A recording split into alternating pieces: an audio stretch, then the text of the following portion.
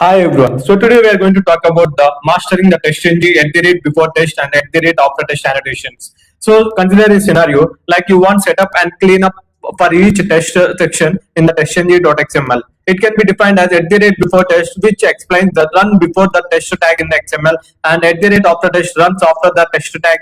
And if you consider the analogy, so think of a movie festival. So before each movie, lights going to be dim, and after each movie, lights is going to be on. So like similarly, consider the real-time example. So open browser before the test block and close the browser after the test block. If we consider the scenario, how we are going to write down the at the rate before test and at the rate after test code, like at the rate before test public void launch browser, the system.out.println, which is going to be start the browser, and at the rate after test, which is the public void close browser, the system.out.println, which is going to close the browser.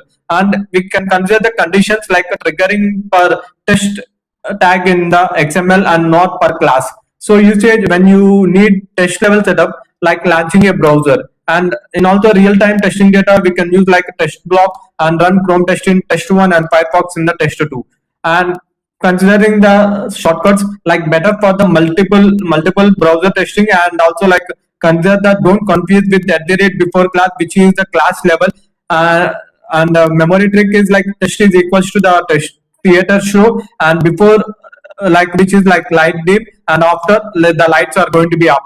And finally conclude like use for test block for the browser handling. And finally interview tip, like if asked how to launch the browser for the multiple test sets, so we are going to say like use at the rate before test and at the rate after test, because it which is going to be run at the before and after of the test level.